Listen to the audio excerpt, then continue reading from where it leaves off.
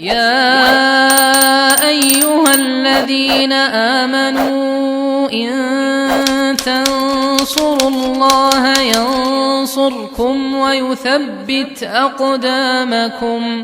Al-Anwar menemani ibadahmu juga hijrahmu.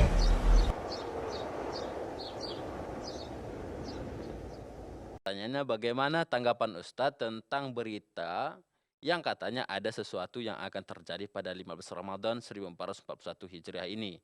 Ya pasti ada lah. Ya, ada. Mungkin ada hal yang luar Syukran, biasa, Ustadz. Bang Biring. Assalamualaikum. Salam. Waalaikumsalam warahmatullahi wabarakatuh. Apa beritanya, Bang Biring? Hah? Apa beritanya? Nggak tahu ya, pasti 15 Ramadan itu udah pertengahan Ramadan. Ya udahlah, langsung aja. Ayo, Mungkin mungkin Ustaz Ustaz. lebih tahu. Wallahu ta'ala alam, saya pun tidak tahu apa beritanya. Ya. Tapi yang jelas, segala sesuatu yang sifatnya meramal itu tidak boleh di dalam Tidak Islam, boleh. ya.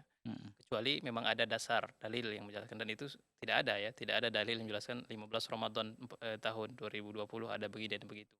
Itu tidak ada. Ya, jadi tak boleh untuk dipercaya, tak boleh untuk yang diimani, diyakini ya. Karena itu khawatirnya akan masuk ke dalam meramalkan suatu peristiwa yang belum terjadi.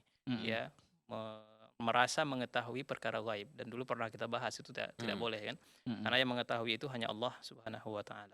Atau mungkin karena pengaruh ini juga, mungkin ada SMS yang masuk, si Fulan bin Fulan pemegang kunci Ka'bah atau apa gitu. Ya itu hoax itu. Oh, iya, itu Jelasnya hoax, kalau berita bohong ya. seperti itu dipastikan Iya. itu berita-berita yang tidak benar. Jadi Muaisyah, kalau memang itu dari pesan-pesan maka itu tidak benar Ya Muaisyah jangan ya. diteruskan. Baiklah, kita masuk ke